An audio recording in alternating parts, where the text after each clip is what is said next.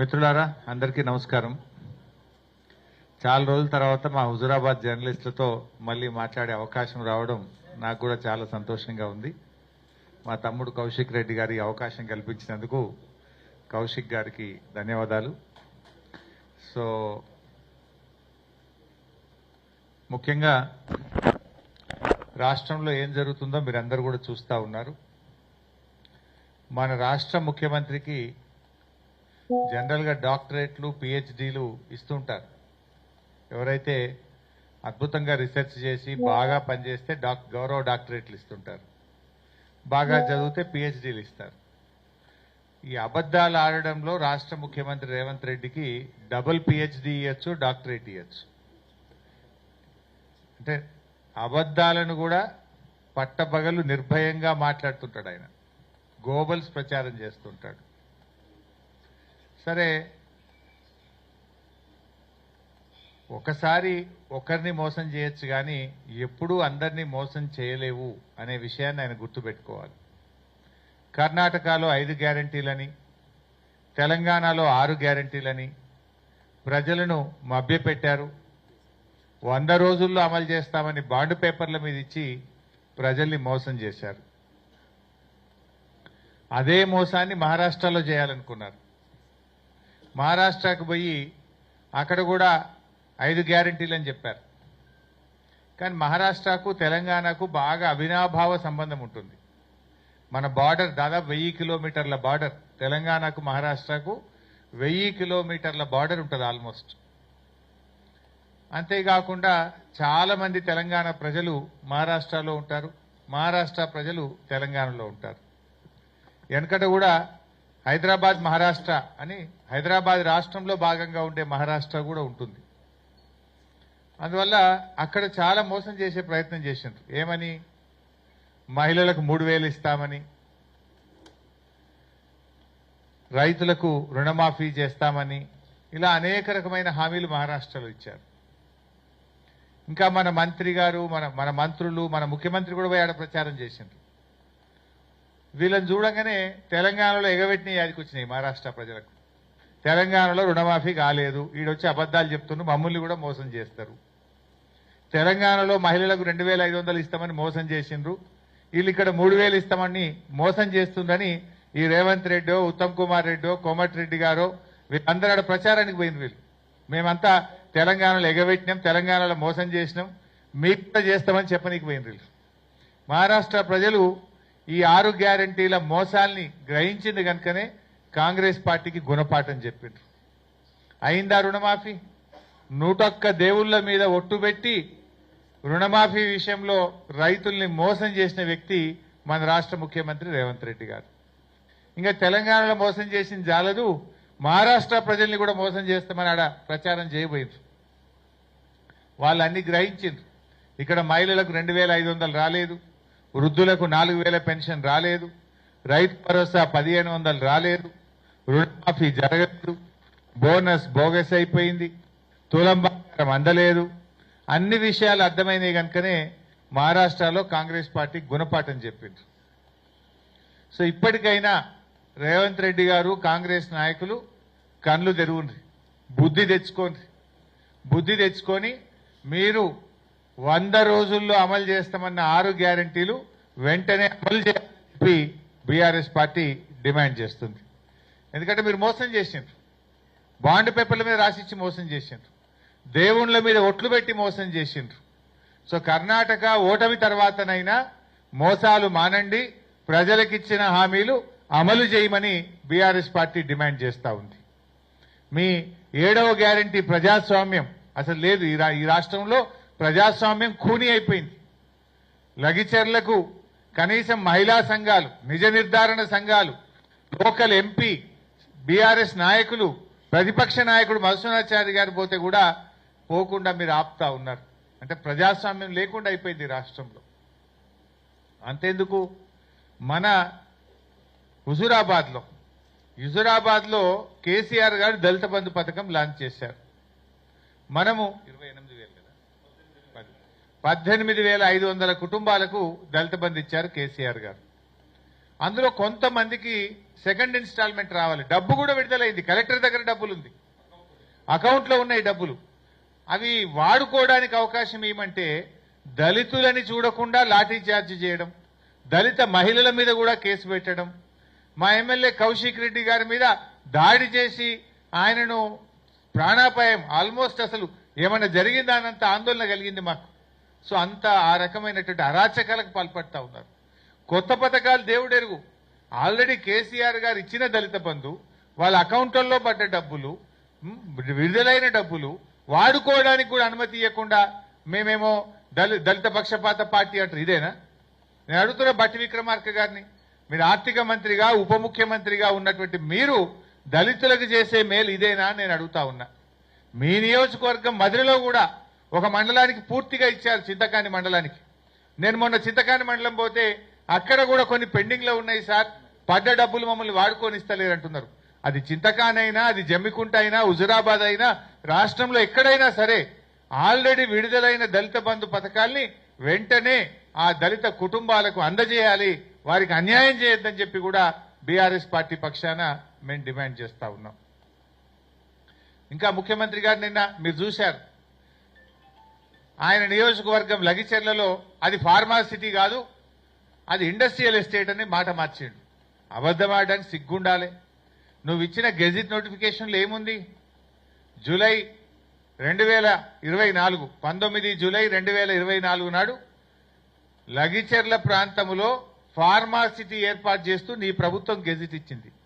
నువ్వేమో ప్రజలు తిరగబడితే ఇప్పుడు మెల్లగా మాట మార్చి లేలే అది ఇండస్ట్రియల్ ఎస్టేట్ అని మాట్లాడుతున్నావు. నువ్వు చూసుకో ఒకసారి, నువ్వు ఇచ్చిన గెజిట్ 19 జూలై 2024 నాడు ఫార్మాసిటీ ఏర్పాటు చేస్తున్నట్టు నువ్వు గెజిట్ ఇచ్చినావు. సరే, నిజాన్ని నిర్భయంగా ఒప్పుకో, తప్పయింది, నేను ఫార్మాసిటీకే ఇచ్చిన, నేను పొరపాటు చేసిన, ఆ ఫార్మాసిటీ గెజిట్ ను విత్డ్రా చేసుకుంటున్నా అని చెప్పి విత్డ్రా చేసుకో.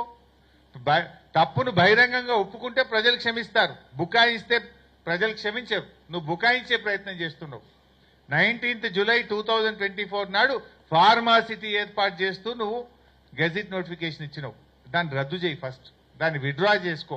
అది ఇండస్ట్రియల్ ఎస్టేట్ గా మళ్ళీ కొత్త గెజిట్ నోటిఫికేషన్ ఇస్తేనే అది ప్రజలు నమ్మేటువంటి అవకాశం ఉంటుంది.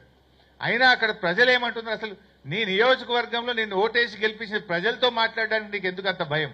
వెళ్ళు, ఆ గ్రామానికి వెళ్ళు, ఆ ప్రజలతో కూర్చో, ఆ ప్రజలతో కూర్చొని మాట్లాడు. పోలీసులను హంగు ఆర్భాటాలు లేకుండా ఆ ప్రజల దగ్గరికి వెళ్ళు, ఆ ప్రజలతో కూర్చొని మాట్లాడి వాళ్ళ సమస్యని పరిష్కరించు. కానీ పోలీసులను ఉపయోగించో, అక్రమ కేసులు పెట్టో నువ్వు బెదిరిస్తే నడవదు. ఏమనంటే కుట్రదారులు, అసలు కుట్రదారుడు నువ్వు. ఫార్మాసిటీ పెట్టి ఇవాళ ఇండస్ట్రియల్ ఎస్టేట్ అని మాట మార్చిన కుట్రదారుడివి నువ్వు. నిజానికి ఇవాళ నువ్వు తప్పు చేసినావు. ఒక ఎమ్మెల్యేగా నువ్వు వాళ్ళ దగ్గరికి వెళ్ళి మాట్లాడాలి, వాళ్ళతో చర్చించాలి. ఇలా వాళ్ళు ఏమంటున్నావు? నువ్వు తొండలు గుడ్లు పెట్టేయని అన్నావు. అక్కడ మహిళలు పిల్లలు వెళ్ళి బ్రహ్మాండమైన పచ్చటి పొలాలు చూపిస్తున్నారు. అంటే నీకు అవగాహన లేదా? ప్రజల్ని తక్కువ అంచనా వేసి అబద్ధాలు ఆడుతున్నావా? నీ నియోజకవర్గంలో ఆడ ఏం పంట పండుతుందో కూడా నీకు అవగాహన లేదా? తొండలు గుడ్లు పెట్టే నువ్వు మాట్లాడితే పచ్చటి పొలాలు వాళ్ళు చూపిస్తున్నారు. అంటే ఈ రకంగా నువ్వు అబద్ధాలు మాట్లాడడంలో నువ్వు డాక్టరేట్ పొందాలి. నువ్వు ఏదైనా అబద్ధాలకు ఒక యూనివర్సిటీ ఉంటే ఫస్ట్ డాక్టరేట్ రేవంత్ రెడ్డికే వస్తుంది. ఏం మాట్లాడి మొన్నటిదాకా? కాళేశ్వరం ప్రాజెక్టు కూలిపోయింది, 1,00,000 కోట్లు వృధా అయిపోయినాయని గోబల్స్ ప్రచారం చేశారు. గోరంతలు కొండంతలు చేసి ప్రచారం చేసిండ్రు. నిన్న మొన్న ఏం మాట్లాడుతుండు? నిన్న మాట్లాడుతుండు ఆయన, కాళేశ్వరం నుంచి 20 టీఎంసీల నీళ్లు హైదరాబాద్ మంచినీళ్ళకి తీసుకుపోదాం, డిసెంబర్ 1st వీక్లో టెండర్లు పిలవాలంటుండు. మరి కాళేశ్వరం కూలైపోయి 20 టీఎంసీల నీళ్లు హైదరాబాద్ ఎట్లా తీసుకుపోతా అంటున్నావు రేవంత్ రెడ్డి? నువ్వు మొన్నటిదాకా కాళేశ్వరం కూలైపోయింది, మొత్తం 1,00,000 కోట్లు నీళ్ళలో గంగలు కలిసినాయి అన్నావు. నిన్నేమంటుండు? కాళేశ్వరంలో అంతర్భాగమైన మల్లన్న సాగర్ నుంచి, కొండపోచమ్మ సాగర్ నుంచి 20 టీఎంసీల నీళ్లు హైదరాబాద్ మంచినీళ్ళకి తీసుకుపోదాం, తొందరగా ఎస్టిమేట్లు ఫైనల్ చేయండి, వారం రోజుల లోపల టెండర్ పిలవాలంటుండు. వారం రోజులనే. మరి కాళేశ్వరం కూలైపోతే 20 టీఎంసీల నీళ్లు హైదరాబాద్కి అడికెళ్ళి వస్తున్నాయి. కాళేశ్వరం నుంచి నువ్వు ఎట్లా టెండర్లు పిలుస్తున్నావో నేను అడుగుతున్నా. మొన్న ఒక మంత్రి మా సిద్దిపేట జిల్లాకు వచ్చింది పోయిన ఎండాకాలంలో. మన మల్లన్న సాగర్ ప్రాజెక్టు రంగనాయక సాగర్ ప్రాజెక్ట్ దగ్గర పోయి గేట్లు ఎత్తి 1,00,000 ఎకరాలకు నీళ్లు విడుదల చేస్తున్నాము అని ఒక మంత్రి మాట్లాడింది. మరి కూలిపోయిందని రేవంత్ రెడ్డి అంటాడు. ఒక మంత్రి గారు వచ్చేమో కాళేశ్వరంలో భాగంగా రంగనాయక సాగర్ మల్లన్న సాగర్ నుంచి ఈ వేసవి కాలంలో 2వ పంటకు 1,00,000 ఎకరాలకు నీళ్లు విడుదల చేస్తున్నా అని ఒక మంత్రి గారు చెప్పారు. వ్యవసాయ మంత్రి మొన్న ఢిల్లీకి పోయిండు. ఢిల్లీకి పోయి ఒక ఈ వ్యవసాయానికి సంబంధించినటువంటి సదస్సులో పాల్గొని గత 10 సంవత్సరాల్లో మా తెలంగాణ రాష్ట్రం అన్నపూర్ణగా ఎదిగింది, గత 10 ఏళ్లలో తెలంగాణలో ధాన్యం ఉత్పత్తులు బాగా పెరిగినాయని చెప్పిండు. వ్యవసాయ మంత్రి ఏమో 10 ఏళ్లలో తెలంగాణ అన్నపూర్ణ అయిందంటారు. ఇంకో మంత్రి ఏమో 1,00,000 ఎకరాలకు రంగనాయక సాగర్ మల్లన్న సాగర్కి నీళ్లు విడుదల చేస్తున్నా అని మల్లన్న సాగర్ గేట్లెత్తి రంగనాయక సాగర్ గేట్లెత్తి నీళ్లు విడుదల చేసి నీళ్లు ఇస్తున్నా అంటారు. ఇక రేవంత్ రెడ్డి ఏమో కాళేశ్వరంలో భాగంగా ఉన్న మల్లన్న సాగర్ కొండపోచమ్మ సాగర్ నుంచి 20 టీఎంసీలు హైదరాబాద్ కు మంచినీళ్లు తీసుకుపోతా అంటాడు. ఇదే రేవంత్ రెడ్డి ఇంకేమంటుండు, మూసి పారిశుద్ధ్యాన్ని పారదోలడం కోసం కాళేశ్వరం ప్రాజెక్టు నుంచి 5 టీఎంసీల నీళ్లు తీసుకుపోయి మూసీ నదిని మొత్తం కూడా శుభ్రం చేస్తాం, గోదావరి జలాలను తీసుకుపోయి మూసీలో ఇడిస్తా అంటాడు. మరి కాళేశ్వరం కూలైపోతే మూసీకి 5 టీఎంసీల నీళ్లు ఆడికెళ్ళిపోతాయి. కాళేశ్వరం కూలైపోతే హైదరాబాద్ నగరానికి 20 టీఎంసీల మంచినీళ్లు ఆడికెళ్ళిపోతున్నాయి. కాళేశ్వరం కూలైపోతే మీ మంత్రి గారు రంగనాయక సాగర్ మల్లన్న సాగర్ నుంచి 1,00,000 ఎకరాలకు నీళ్లు ఇస్తా అని ఎట్లా చెప్తుండ్రు? అంటే దీన్ని బట్టి ఏమర్థమవుతుంది? అయితే కాళేశ్వరం కూలిపోవడం అబద్ధం, రేవంత్ రెడ్డి అన్ని గోబల్స్ చెప్పిండు, అబద్దాలు ఆడిండు అనేటువంటి విషయం అర్థమవుతుంది. ఏది నిజం ఏది అబద్ధం ఇప్పుడు ప్రజలకు అర్థమైతలేదా? నిజం నిలకడ మీద తెలుస్తుంది అన్నట్టు కాళేశ్వరంలో కేవలం 29 కాంపోనెంట్లలో ఒక కాంపోనెంట్లో 2 పిల్లర్లు మాత్రమే పోయినాయి. 29 కాంపోనెంట్లలో మేడిగడ్డ అనేది ఒక కాంపోనెంట్. ఆ మేడిగడ్డలో 156 పియర్స్ ఉంటే అందులో కేవలం 2 పియర్స్ మాత్రమే పోయినాయి. దానికి నువ్వు గోరంతలు కొండంతలు ప్రచారం చేసి గోబల్స్ ప్రచారం చేసినావు. ఇలా మల్లన్న సాగర్ ఇంటాక్ట్ ఉంది, రంగనాయక సాగర్ ఇంటాక్ట్ ఉంది. ఇప్పుడు యాసంగి పంటకు అన్నపూర్ణ నుంచి మిడ్ మానేర్ నుంచి ఇవన్నీ పారే నీళ్లు కాళేశ్వరంలో భాగం కాదా? రేపు యాసంగి పంటకు నీళ్లు ఇయ్యమా మనం? ఈ రకంగా అబద్దాలు మాట్లాడుతున్నారు. ఇవాళ సగం తెలంగాణకు మంచినీళ్లు కూడా కాళేశ్వరంలో భాగంగానే పోతా ఉన్నాయి, సాగునీరు కూడా పోతా ఉంది. ఎస్ఆర్ఎస్పి స్టేజ్ 2 కూడా 3-4 పంటలకు కాళేశ్వరంలో భాగంగానే నీళ్లు ఇచ్చాం. అంటే రేవంత్ రెడ్డి ఎంతసేపు అబద్దాలు. నువ్వు ప్రతిపక్షంలో ఉన్నప్పుడు అంటే మోసం చేసినావు, ఇవాళ అధికారంలో ఉన్నావు. అబద్ధం ఆడినా ప్రజలు నమ్మే పరిస్థితి లేదు. ఇవాళ నీ రంగు బయటపడ్డది, నిజాలు ప్రజలకు అర్థమైతా ఉన్నాయి. అన్ని విషయాలు కూడా ప్రజలకు అర్థమవుతుంది. ఇలా ఏది నిజం అనేది ప్రజలకు అర్థమైంది కదా. కాళేశ్వరం కూలేపోతే మూసీకి కాళేశ్వరం నీళ్ళు ఎట్లా పోతాయి? కాళేశ్వరం కూలేపోతే హైదరాబాద్కి 20 టీఎంసీల మంచినీళ్ళు ఎట్లా పోతాయి? కాళేశ్వరం కూలేపోతే నువ్వు ఈ 1,00,000 ఎకరాలకు మన కాలువల కింద నీళ్ళు ఎట్లా ఇచ్చే ప్రయత్నం చేస్తున్నావు? ఇవన్నీ కూడా గోబల్స్ అనేటువంటివి అబద్దాలు ప్రచారం చేస్తున్నారు. నిన్ననే ఆయన రివ్యూ చేసి వారం లోపల టెండర్లు పిలవండి హైదరాబాద్ మంచినీళ్ళకి అంటుండే. ఎక్కడి నుంచి? కాళేశ్వరం నుంచి, మల్లన్న సాగర్ నుంచి, కొండపోచమ్మ సాగర్ నుంచి. ఇవన్నీ కూడా ఒక గోబల్స్ ప్రచారానికి ఆయన పాల్పడుతున్నటువంటి విషయం మనకు చాలా స్పష్టంగా అర్థమవుతుంది. మిషన్ భగీరథ మీద కూడా అట్లే మాట్లాడింది. ఏమని? మిషన్ భగీరథ మొత్తం ఫెయిల్ అయిపోయిందని, మిషన్ భగీరథలో అసలు నీళ్లే రావడం లేదు అని మాట్లాడింది. కానీ ఢిల్లీలో పార్లమెంట్లో కేంద్ర ప్రభుత్వం చెప్పింది ప్రతి ఇంటికి త్రాగునీరు ఇచ్చినటువంటి రాష్ట్రం తెలంగాణ రాష్ట్రం, ఫ్లోరైడ్ రహిత రాష్ట్రం తెలంగాణ రాష్ట్రం. స్వయంగా ప్రధానమంత్రి ఒక దశలో పార్లమెంట్లోనే మెచ్చుకున్నాడు. కేసీఆర్ ఎప్పుడు వచ్చినా మంచినీళ్ల గురించి సాగునీరు గురించి అడుగుతాడు తప్ప నన్ను ఏం అడగడు అనే విషయాన్ని లోక్సభలో ప్రధానమంత్రి గారే చెప్పింది ఒక సందర్భంలో. దీన్ని బట్టి ఇవాళ మిషన్ భగీరథ విషయంలో కూడా మీరు మోసమే చేసిండ్రు, అబద్దాలు ఆడిండ్రు మీరు. కేసీఆర్ ప్రతి ఇంటికి మిషన్ భగీరథతో నీళ్లు ఇచ్చిండ్రు. ఇలా నిన్న ముఖ్యమంత్రి అంటుండు మిషన్ భగీరథ ఇంజనీర్లను కూడా భాగస్వామ్యం చేసి మిషన్ భగీరథ లాగా 20 టీఎంసీలు హైదరాబాద్కు నీళ్లు తీసుకొని పోండి అంటాడు. నువ్వు మొన్నటిదాకా ఏం మాట్లాడినావు? మిషన్ భగీరథ ఫెయిల్ అన్నావు, కాళేశ్వరం కూలిపోయిందన్నావు, ఇప్పుడేమో ఆ కాళేశ్వరమే మంచి ముద్ద అంటున్నావు. ఇప్పుడేమో ఆ మిషన్ భగీరథనే మంచిగుంది, దాని లెక్క హైదరాబాద్కు నీళ్లు తీసుకుపో అంటున్నావు. అంటే ఈ ముఖ్యమంత్రి అబద్దాల ముఖ్యమంత్రి. పూటకో మాట మాట్లాడతాడు. దేవుళ్ళ మీదనే ఒట్టి పెట్టి మోసం చేసినోడు ఏం చేయడు చెప్పుంది. దేవుణ్ణే మోసం చేసిన నువ్వు ప్రజల్ని మోసం చేయవా? నీకు అబద్ధాలు లెక్కనా? అందుకే నీకు డాక్టరేట్ ఇవ్వాలని చెప్పి కూడా మేము రికమెండ్ చేస్తున్నాం. ఈ మధ్య కాంగ్రెస్ వాళ్ళు ప్రచారం చేస్తున్నారు. ఈసారి 1,61,00,000 మెట్రిక్ టన్నుల వడ్లు పండినాయి, ఇదంతా మా ఘనత, మా కాంగ్రెస్ పార్టీ గొప్పతనము అని మాట్లాడుతున్నారు. చెప్పుకోవడానికన్నా సిగ్గుండాలి. ఈ రాష్ట్రాన్ని పాలించింది 50 ఏండ్లు కాంగ్రెస్ పార్టీ, 16 ఏండ్లు తెలుగుదేశం పార్టీ.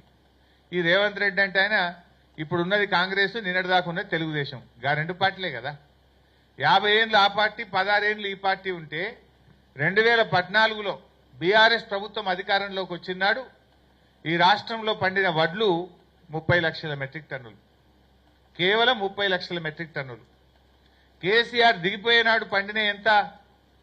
1,54,00,000 మెట్రిక్ టన్నులు. ఒక్క పంటకే చెప్తున్నాయి.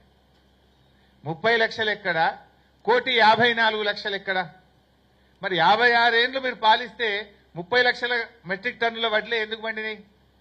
ఎందుకు 30 లక్షలు మీరు దాటలేదు? 50 ఏండ్ల కాంగ్రెసు, 16 ఏండ్ల తెలుగుదేశం ఇద్దరు కలిపితే కూడా 30 లక్షలు దాటకపోతుంది కదా. మరి 10 ఏండ్లలోనే కేసీఆర్ గారు 1,56,00,000 మెట్రిక్ టన్నుల ధాన్యం పండించిందంటే అది కేసీఆర్ గొప్పతనమా, కాంగ్రెస్ గొప్పతనమా? కేసీఆర్ గారు మిషన్ కాకతీయ కింద చెరువులు బాగా చేస్తే భూగర్భ జలాలు పెరిగినాయి. ప్రాజెక్టు కాలువలతోని చెరువులకు అనుసంధానం చేసిండ్రు. పెద్ద ఎత్తున చెక్ డ్యాంలు నిర్మాణం చేసిండ్రు. పెండింగ్ ప్రాజెక్టులు పూర్తి చేసిండ్రు. కొత్త ప్రాజెక్టులు పూర్తి చేసిండ్రు. కృష్ణా గోదావరి నదీ జలాలను తెలంగాణ భూభాగానికి మళ్లించారు. నీటి తీరువా రద్దు చేశారు. రైతు బంధు కింద ఎకరానికి 10,000 ఇచ్చారు. 1,00,000 కోట్ల రూపాయలతో విద్యుత్ పంపిణీ వ్యవస్థను బలోపేతం చేసి 24 గంటల మోటార్లు కాలని, ట్రాన్స్ఫార్మర్లు కాలని నాణ్యమైన కరెంట్ ఇచ్చారు. ఇవన్నీ కేసీఆర్ గారు చేయడం వల్ల 1,56,00,000 మెట్రిక్ టన్నుల పంట పండింది. మీరు చేసింది ఏమైనా ఉంటే చెప్పండి. కరెంట్ ఇచ్చింది కేసీఆర్, మిషన్ కాకతీయలో చెరువులు బాగా చేసింది కేసీఆర్, దేశంలో నగదు బదిలీ పథకం రైతులకు ప్రారంభించింది ఇదే జమ్మికుంటలో కేసీఆర్ గారు, ఇదే హుజురాబాద్ కాన్స్టిట్యున్సీలో ప్రారంభించారు. రైతులకు ఇవాళ మేం చేసినాం. ఆనాడు మీరు ప్రాజెక్టుల కింద చెరువులకు తూములు పెట్టడానికే మీరు అలో చేయలేదు ఉమ్మడి ఆంధ్రప్రదేశ్లో. అప్పటి కాంగ్రెస్ అయినా అప్పటి తెలుగుదేశం అయినా అన్ని కాలువలకు తూములు పెట్టి చెరువులను ప్రాజెక్టుల కింద నింపిన ఘనత కేసీఆర్ గారిది. మీరు చేసింది ఏమో చేసిండ్రు. మీరు కూడా ఏం చేసిండ్రు అంటే 101 దేవుళ్ళ మీద ఒట్టు పెట్టి రుణమాఫీని ఎగ్గొట్టిండ్రు. కరోనా ఉన్న కేసీఆర్ గారు రైతు బంధు ఇస్తే ఆ రైతు బంధు పథకాన్ని ఎగ్గొట్టారు. ఇంతకు మించి మీరు చేసింది ఏముంది రైతులకు? ఒక్క మంచి పని చెప్పండి మీరు రైతులకు. వరంగల్లో 9 హామీలు ఇచ్చారు రైతు డిక్లరేషన్ పెట్టి. 9 హామీల్లో ఒక్కటి అమలైందా అని నేను అడుగుతా ఉన్నా. రైతు కూలీలకు 12,000 అన్నారు, ఇచ్చిండ్రా? కౌలు రైతులకు 15,000 అన్నారు, ఇచ్చిండ్రా? రైతు భరోసా 15,000 అన్నారు, ఇచ్చిండ్రా? 10 రకాల పంటలకు బోనస్ అన్నారు, ఇచ్చారా? రుణమాఫీ మొదటి సంతకం మొదటి రోజే రుణమాఫీ చేస్తామన్నారు, చేశారా? అసలు రైతులకు ఇచ్చిన 9 హామీల్లో ఒక్క హామీ అమలైందా అని నేను అడుగుతున్నా. ఇంకా ఈ ఘనతకు ముఖ్యమంత్రి గారు మహబూబ్ నగర్ లో వీళ్ళు ఏడాదైన సందర్భంగా 3 రోజుల పాటు రైతు వారోత్సవాలు జరుపుతారట. ఏం చెప్తావు రైతు వారోత్సవాల్లో? మీకు అన్ని ఎగబెట్టినాం, మోసం చేసినాం, దేవుని మీద ఒట్టు పెట్టి మిమ్మల్ని ఆగం పట్టించినాం అని రైతు వారోత్సవాలు జరుపుతావా? 3 రోజుల పాటు రైతు వారోత్సవాలు జరుపుతారట వీళ్ళు మహబూబ్నగర్లో. వీళ్ళ ఏడాది పాలన గొప్పగా చేసిందట రైతులకు. ఏం చేసిండ్రు?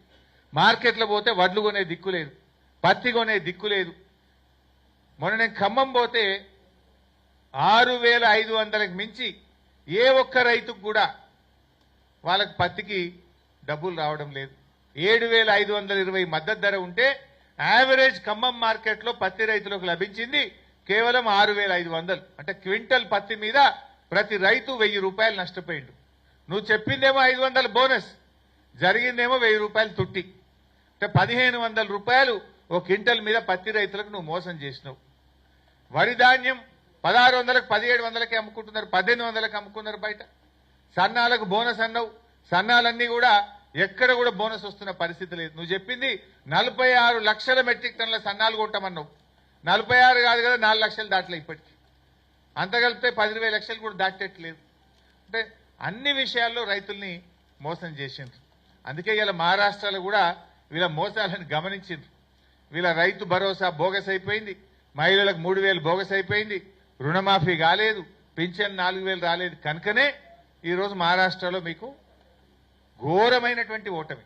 ఎక్కడెక్కడైతే రేవంత్ రెడ్డి ప్రచారం చేసిండో, ఎక్కడెక్కడైతే తెలంగాణ కాంగ్రెస్ మంత్రులు ప్రచారం చేసిండ్రో ఆడ మొత్తం కాంగ్రెస్ పార్టీ తుడుచుకుపెట్టుకుపోయింది. సఫా 2-3 నెలల ముందు మంచిగుంటే వీళ్ళు పోకముందు కాంగ్రెస్ గెలుతుంది అన్నట్టు అన్నారు. ఎప్పుడైతే వీళ్ళు పోయినరో వీళ్ళ ముఖాలు యాదికొచ్చినాయి. వీళ్ళు తెలంగాణలో అన్ని ఎగబెట్టిరని. ఒక 3 నెలల కింద కాంగ్రెస్ మంచిగానే ఉంది, గెలుతుంది అన్నట్టుగా అన్నారు. ఆ కూటమి ఏది వీళ్ళ ఇండియా కూటమా ఇదో కూటమి, ఈ కూటమి మంచిగానే ఉంది, గెలుతుండొచ్చు, బాగా తగ్గఫర్ ఉంది అన్నారు. ఈ రేవంత్ రెడ్డి కాంగ్రెస్ మంత్రులు ప్రచారానికి పోయినప్పటి నుంచి అది కిందికి పడ్డది కదా, లేసులేదు కదా. అందులో బార్డర్ ఏది తెలంగాణ బార్డర్లో వీళ్ళు ఎక్కువ తిరిగారు. విదర్భ, మరట్వాడ ఆడ మొత్తం కుదిరిచి పెట్టుకుపోయింది. వీళ్ళు ఏడైతే తిరిగినరో ఆడనే ఖతమైపోయింది.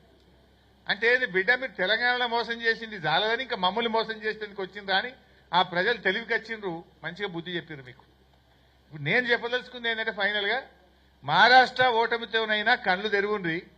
ఇంకా మోసాలు, ఈ పిచ్చి పిచ్చి మాటలు, ఢిల్లీకి మూటలు కట్టుడు, ఈ పిచ్చి మాటలు మాట్లాడు బంద్ చేసి ప్రజలకు మా హామీ ఇచ్చిన 6 గ్యారెంటీలు వెంటనే అమలు చేయండి.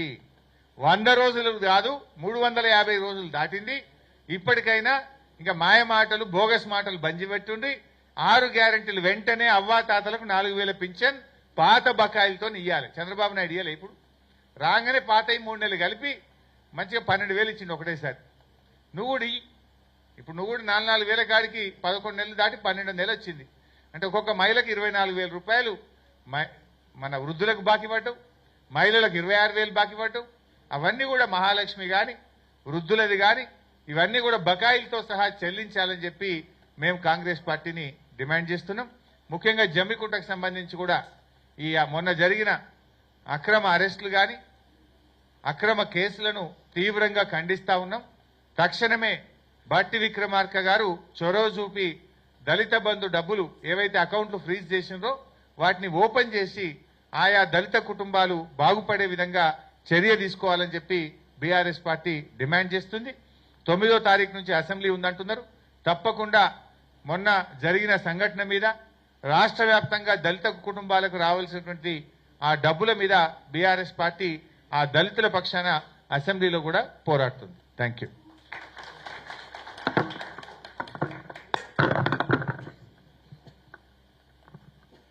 గౌరవ ఎలక్ట్రానిక్ మీడియా, ప్రింట్ మీడియా మిత్రులకి మరియు హరీష్ రావు గారికి, కొప్పలీశ్వరన్న గారికి, కమలాకర్ అన్న గారికి, నారారాజ్ లక్ష్మణ్ గారికి, జీవి గారికి మరియు ప్రత్యేకంగా ఇవాళ హుజరాబాద్కి వచ్చి ఇలా ప్రెస్ మీట్ పెట్టినందుకు మా హుజరాబాద్ రైతుల పక్షాన, అందరి పక్షాన, దళితుల పక్షాన మీకు ధన్యవాదాలు తెలియజేస్తున్నాం. Thank you very much.